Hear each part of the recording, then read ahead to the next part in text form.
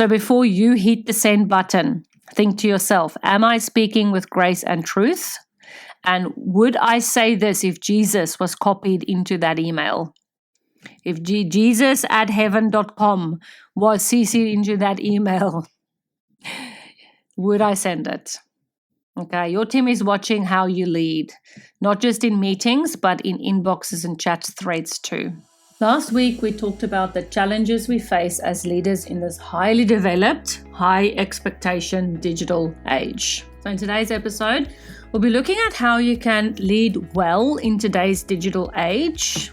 And we'll be discussing very practical and biblical ways to lead well, because it can be quite tough to be a leader. And as we discussed in part 1 of Leading with Wisdom in the Digital Age, if you haven't listened to that yet, go and have a listen, because there we discussed 3 challenges that we face. And I started giving you some tips on things that you can do to overcome that. So let's jump into the episode. Do you wish that you could lead your team in a way that honors and glorifies God? Are you struggling to overcome self-doubt as a leader and have a desire to be more confident in your role? Welcome to the Women of Faith in Leadership podcast. I'm Rika, and for the last decade, I've experienced my fair share of managing challenging employees and teams in middle management leadership roles. I committed my leadership journey to God, and it changed everything. And I'm ready to share everything I've learned with you. Now, if you're ready to lead your team in a way that honors God, grab that notebook and pen, and don't forget your chai latte, and let's dive in. Now, before we jump in, can I ask you a big question? Do you ever feel like something is holding you back from leading with the confidence you know that you're called to have?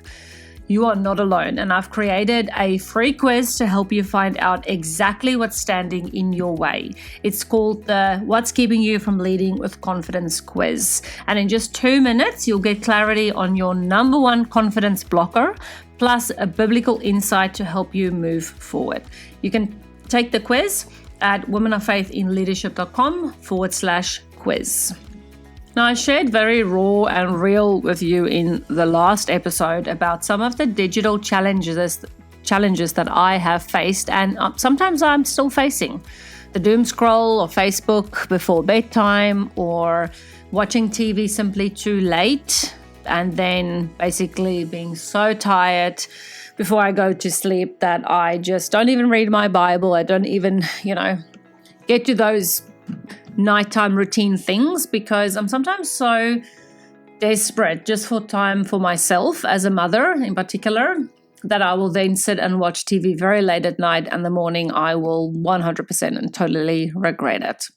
But I do struggle with phone use as well. I think as a business owner, sometimes you are just on your phone so much because that is where your communication is. However, since being off most social media and not relying on social media to grow, to grow my audience, if I can say it like that, sounds quite cliche if I say it like that. I'm not on my phone as much anymore. Like I used to be on Facebook a lot and on Instagram, trying to grow on LinkedIn and do all the things. But ever since I clearly heard the Lord say to me, start a podcast, I've tried my best to just put in all my energy into the show and to connect then with the listeners who choose to come into the community, so that we can, chat chat with each other and get to know each other. And that's been much more rewarding than just being, on my phone the whole time. But to be honest, I do still struggle with that a lot. I'm trying to keep my teenager not so on her phone the whole time, but then to be honest, I don't have those healthy boundaries as well. So let's get real practical here when it comes to leadership.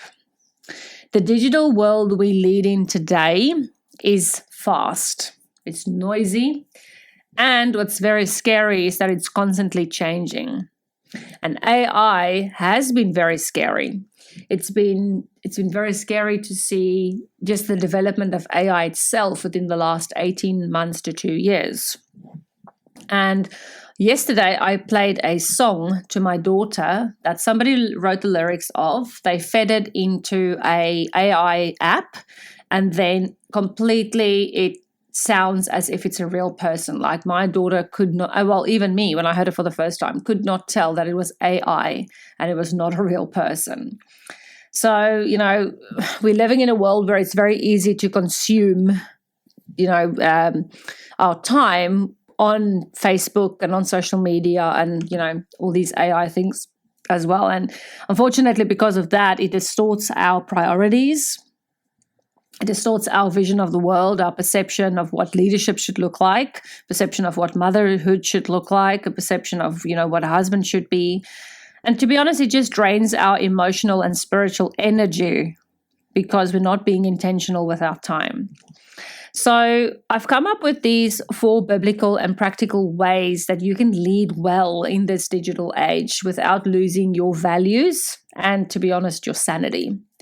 So the first one is something that we did start talking about last week in last week's episode, and that is set healthy boundaries.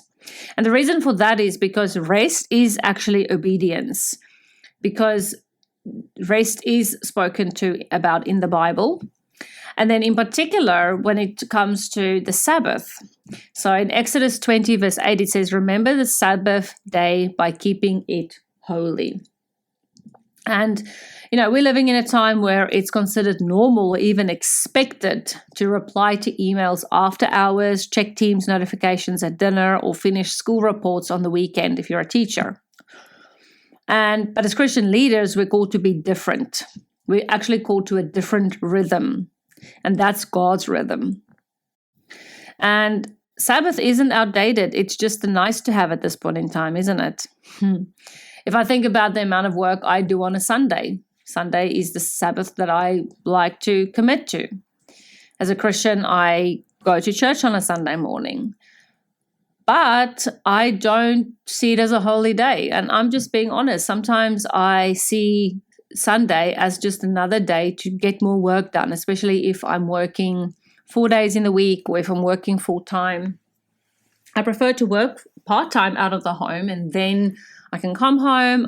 And all the other days I'm focusing on my podcast and on the community and on whatever else it is that I need to focus in on the business, but I still need to work. And it can be hard to keep the Sabbath. It can be hard to be in that godly rhythm of rest and not just be on my phone the whole time. And God actually already knew that we'd be tempted to work overtime and overwork ourselves. He knew that we'd struggle to trust Him with the things left undone. And setting boundaries with our time, like turning off our screens in the evening, saying no to just doing that one more thing or taking a tech-free Sabbath, isn't laziness. It's actually obedience. It's an act of trust that says, God, I believe you're still working even when I'm resting. And here's the thing. When leaders rest well, they lead better.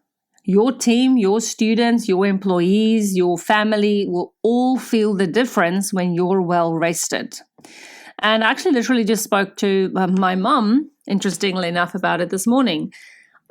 The last 2 or 3 nights, I went to bed really late. I went to bed at 11 o'clock. And the next 2 days after that, following, I was exhausted and I was so unproductive at home. I'm working 2 days this week and I've got 3 days at home. But of 2 of the 3 days, I've been really unproductive because I was tired. Because last night, I went to bed actually on time and I got my 8 hours sleep. Now, it was broken sleep, but I was still sleeping. I was still in bed and resting for that 8 hours. But today, I've been more productive than what I've been in a while. And that is super amazing. And I actually feel accomplished at the end of my day because I got the things that I needed to do done because I wasn't exhausted because I didn't go to bed late. And those 2 nights when I did go to bed late, it was because I was working on things for the show, prepping some stuff for the community. It was all tasks that it was just one more task, just one more thing. And today I actually feel much better because I didn't do that last night. So don't be part of the midnight club, which I was part of for a very long time. Those are the people who either work until midnight or who work past midnight or very close to midnight. I used to be part of that club and it's not a cool club to be in. If you're part of that club, don't be in that club anymore. Leave that club. It's not a cool one. And you are going to pay the price for being in the midnight club. You're going to pay the price that I paid, which was 18 months of physical ailments and sickness because of burnout.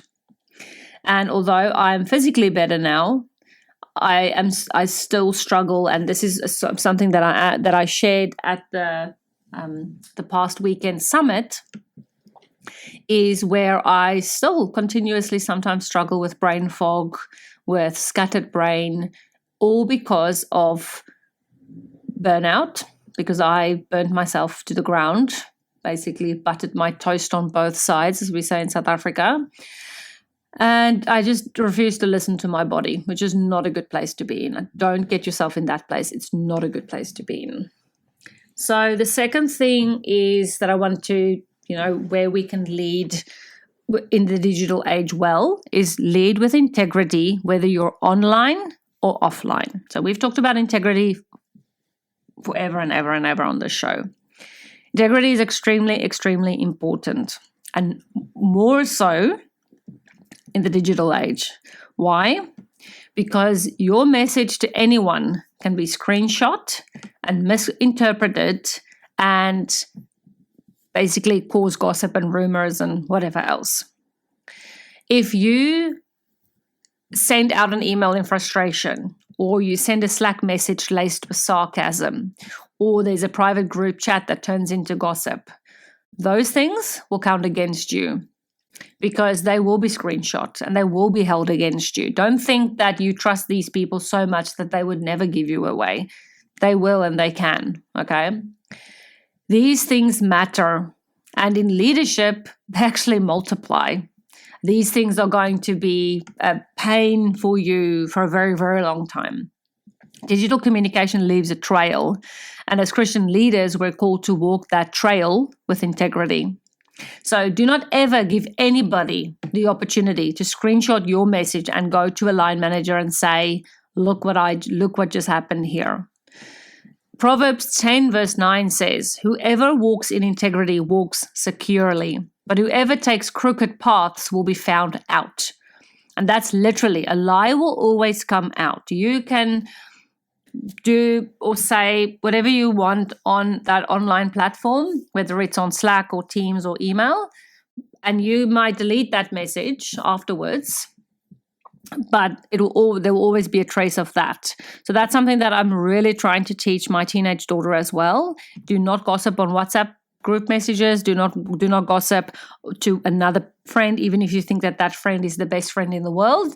Because in 5 days, in 10 days, in 50 days, you two might have a fight, and then she will hold it against you. And then she will go and show the other person. And last year, specifically with my daughter, there was a very bad thing that happened where somebody had gossiped to my daughter about one of her friends. And so everything got screenshot, and eventually those messages were shown to the friends. To the friend, she got so upset that her parents got involved and everybody was called to the office, and this whole thing blew up. Now, yes, they are teenagers. They get super upset, but this could have been an adult who did the same thing. So before you hit the send button, think to yourself, am I speaking with grace and truth? And would I say this if Jesus was copied into that email? If Jesus@heaven.com was CC'd into that email, would I send it? Okay, your team is watching how you lead, not just in meetings, but in inboxes and chat threads too. The third thing that I want to talk to you about is modeling digital discipleship. Digital leadership is basically spiritual. Digital leadership is basically spiritual leadership. Even if you're not publicly posting on social media, you still have a duty of care. And you still have a digital influence, that imprint that you can make on people through your emails, your meeting tone, your feedback style, and even how you handle conflict. The one thing that we must remember is that we cannot add emotion to text. We cannot. So it's going to be very crucial the way you word your things, so that people understand where you're coming from and that they can't misunderstand you. If you need to explain something, then explain it. I know we want to be short and sweet, but if you need to explain why you've said what you've said, then rather do that. Okay. The question is, and ask this to yourself, are you discipling people with your digital habits? I 100% was not doing that because my digital habits were appalling. Colossians 3 verse 23 says, whatever you do, work at it with all your heart as working for the Lord. So what does this look like to lead like Jesus in a digital first world? Well, it basically means starting a staff email with kindness, or praying over your calendar before scheduling your week, or slowing down long enough to send a voice note or of encouragement to a colleague who's struggling. These small acts of digital discipleship can make a big difference in the spiritual climate of your workplace.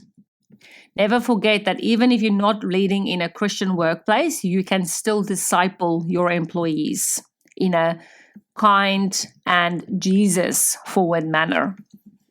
And then the last thing that I want to discuss is prioritizing people over platforms. In this digital age, we're more connected in quotation marks than ever before. But yet, many leaders are very deeply isolated. As a leader, I felt extremely isolated because I felt like I had these 50 employees who were all looking at me for guidance, and I felt alone because not even one of those employees understood what I was going through. Not even one of them understood the burden that I was carrying as a leader. My line manager could understand, but that was not the person or the people who I wanted to understand or to have empathy. I wanted my team to understand. So I felt deeply isolated. Emails, 100% are not conversations. Team messages are not relationships. So as leaders, we have to choose presence over performance. And unfortunately, I would quite often pick sitting at my desk doing my work versus verbally and face-to-face communicating with my people because I had so much work to do. I didn't have time to go and chit-chat on a day-to-day basis with my employees. But that's what they needed. They needed my presence. They needed to chat face-to-face to me, not just see my presence at 5 a.m. on Teams with 100 messages by the time they get to work at 8, right? So let's have a look at Hebrews 10 verse 24 to 25. Let us consider how we may spur one another on towards love and good deeds, not neglecting to meet together as some are in the habit of doing. Face to face still matters. And in the previous episode, I mentioned to you, if you have got a remote team, what you need to do is you need to pick up the phone instead of sending that email. Yes, sometimes you do need something to be in writing. You can follow it up then. Follow up the phone call with that email. But get personal. Get personal. Check in with your team members, not just on their productivity, but on their day-to-day, on their personal stuff. Yes, people always say we shouldn't care about people's personal lives at work. Well, I'm not that kind of a leader. I actually care what goes on in people's lives because their personal lives affects their professional lives. What you can do is when you've got leadership meetings, start with the heart. Start with those things that are going well. Look at, wins. Look at things that people care about before you actually go to the agenda, before you just make it professional. But also make sure that you celebrate the small wins. Ask real questions where people can give you real answers and get personal. It's okay. But then make sure that you listen deeply, not with the intention of responding, but with the intention of understanding where they are coming from.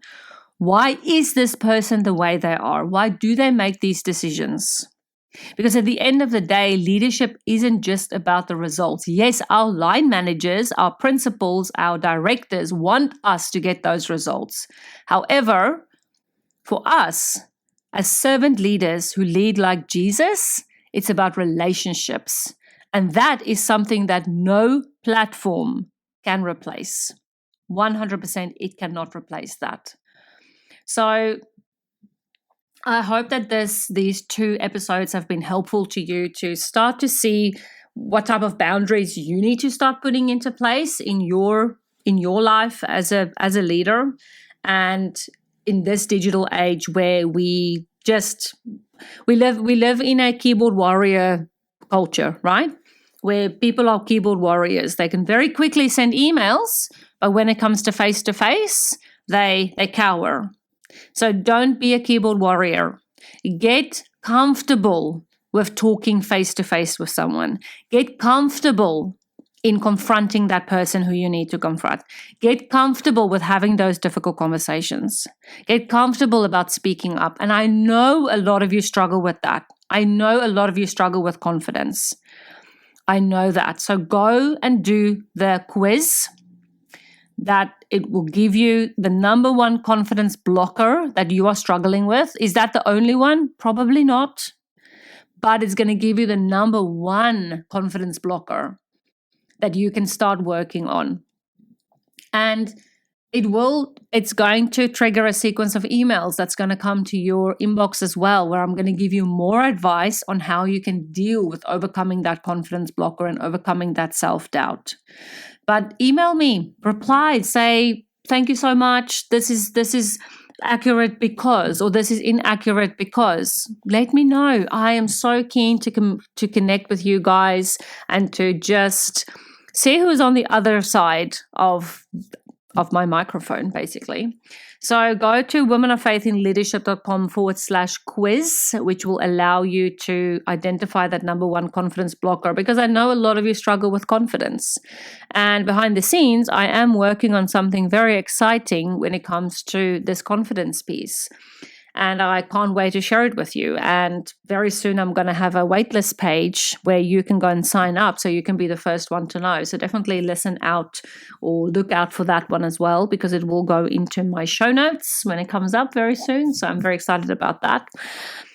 But I want to end this series with a prayer for you for this space of, leading in a digital age, because I know that it can be quite tough, especially if I'm forcing you or very friendly reminding you to do things face to face, but you struggle with confidence. And so then it is very easy to hide behind the keyboard, hide behind your screen. When we have to look somebody in the eye, it can actually be terrifying. It can be quite terrifying. So let's pray together. Dear Lord, I want to pray for these amazing female Christian leaders, Lord, who are listening to the show, who you've sent on my path so I can disciple them. Lord, all that I want to pray is that you just use me to serve these female Christian leaders, Lord, these amazing women who you've called to be leaders, Lord, but they're struggling, Lord. They're struggling with confidence. They're struggling to speak face to face to these people. They're struggling to put their hand up in meetings because they're just so worried about what the reaction's going to be. They're just so worried about the shutdowns. They're so worried about that they don't have the right words to say. And I want to just pray for them, Lord. I want to just lift them up to you, and I want to pray that you would just give them the wisdom, the knowledge, and the insight that they need for those meetings, for those confrontations, for those difficult people that they have to deal with on a day-to-day basis. I want to thank you, Lord, for them. I want to thank you for their lives, and I want to thank you for the calling that you've put on their lives to be leaders. I want to pray, Lord, for each and every one of them, and I would just want to say to them, because this is a message that, Lord, you've given me over and over for these women, is that they are worthy because you called them. You called them, and you are perfect, and we are not. But because we have this relationship with you, we can strive, Lord. We can strive for godly leadership. We can lead like Jesus, because that is available to us. We can lead like Jesus, Lord, because you sent Jesus to the earth to be the perfect example on how leadership should look like. Thank you so much, Lord, that you sent Jesus. And Lord, I know that it would have been an incredibly difficult sacrifice for you to send your one and only Son to die on that cross for us. But we thank you for that. We thank you for that amazing and immense example of sacrificial love that you gave us. And we just want to say thank you very much for everything that you do for us. We just love you so much, and just be with us on our leadership journeys. I want to pray this all in your mighty name. Amen. Well, I look forward to chatting with you all again next week. And come and join our community on Facebook. It's called Women of Faith in Leadership Community. You can just navigate to that directly in Facebook, or you can go to womenoffaithinleadership.com and you'll find all the information there. That website also has a lot of freebies on it, so definitely go and have a look over there. If you want to submit a listener question, you can also do that on the website as well. Okay, speak to you again soon. Bye. Hey, I hope you enjoyed today's episode. If so, would you take 30 seconds and leave me a 5-star written review on Apple Podcasts? It would mean so much to me to read your feedback. Also, it would really bless me big if you shared this episode with a fellow leader who might benefit from hearing today's message. And remember, put on the armor of God daily and walk by faith and not by sight. I'll meet you back on Monday for another episode.